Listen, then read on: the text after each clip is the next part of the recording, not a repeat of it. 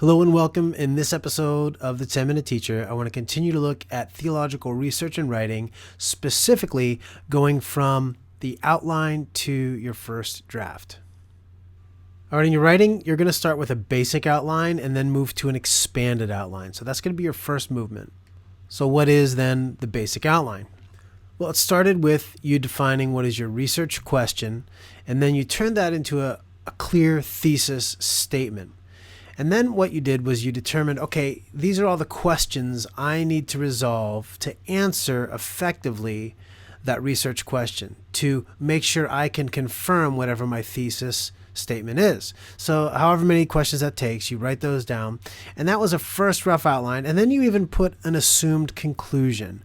And that assumed conclusion is just that. It may be right or wrong at this point. You don't know. But as a researcher, you certainly have an idea of where your study might lead. And so at this point, for a basic outline, you're just sort of guessing at that. What do you think might happen? And that gives some direction as you analyze the data that comes in, as you analyze the resources that you're reading, and it gives you somewhere to focus at the beginning stages of the writing.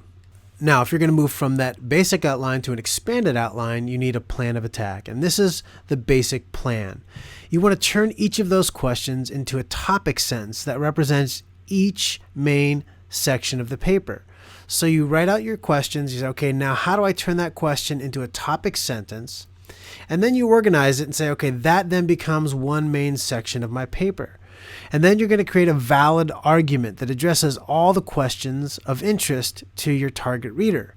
So you assume that you have an audience that's going to read this. Who are they? What are they about? You've already asked the questions.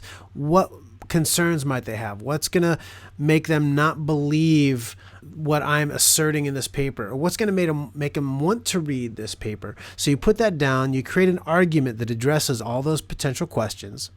And then you're going to rough out your first introduction. That's going to be right in the introduction section. And it's just going to be a real rough paragraph outlining the scope of your paper. Then you want to identify the key terms that unite your entire paper and define each term. So in other words, you want to make sure you know what all the main terms that will unite all the sections, no matter what point along the argument you are, and that you are using those terms consistently. And if you can't give a clear definition at this point, now in your research is when you're going to say, hey, I need to define this term because I know it's going to be crucial to my argument. And then you'll want to define the distinctives for each section. There might be keywords or terms that you're going to use, but they're really only connected with one part of the paper because that's really what defines what that section is about. So you want to have a good understanding of what that is that defines each of those sections, that make them unique and make them important for the paper. Because if there isn't anything unique, if there's nothing important, then it shouldn't be a separate section, okay? Then you're going to take and re-examine and reorder each section to advance your argument. So you've already got an order involved, right? But now as you've had time to kind of put this all together, you need to re-examine and say, okay, is this really the best order for all of these sections? Have I really ordered my argument rightly so that the reader will follow my line of thinking and come from the beginning, the thesis statement, through the whole way to the conclusion? And then once you've done that, you're going to rough out an introductory paragraph for each section and subsection. So you really just want to have a simple paragraph for every main section. And if you've realized, okay, I started out with, say, 7 or 8 questions, but I'm only going to have 4 main sections, what do you do with those other 3 or 4 questions that might be out there? Well, those are probably subsections in that section, okay? So if you've had those questions that you still want to answer, but you realize it's a part of a larger argument, put those in that order now. Put them in the right section, and for that subsection, say, why is it there? Why is that important that I include this little section in my argument?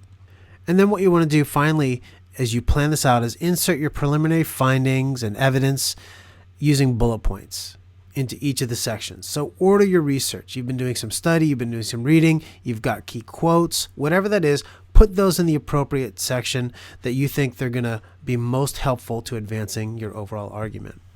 And all of that leaves you with an expanded outline. There you'll have an introduction, you'll have a thesis paragraph, which should be fairly refined at this point because this isn't your first time writing that thesis paragraph. And then you're going to have however many sections you've determined are important. 1, 2, 3, 4, however many sections are there. And for each one, you want to have an opening paragraph, which is really the thesis statement for that section. And then in the bullet points, your supporting research underneath. And then finally, you want to put a basic conclusion. Write a rough paragraph. Where am I leading right now? What's the conclusion after all this preliminary study and research as I've developed this outline? And now you're going to work from that expanded outline to create your first draft of the paper. And here's what that will look like. You'll have an introduction, then you're going to have your thesis paragraph, which again, we already know is fairly defined. Now you want to insert some supporting paragraphs that advance that thesis, that advance the direction you're heading. And you should have a good idea of what that is at this point because you've been doing the reading and research necessary. Then for each section, 1, 2, 3, however many you have, you're going to have an opening paragraph that includes your thesis statement for the section. In other words, what's the main point of this section? And then you're going to have your supporting research that you've already put together.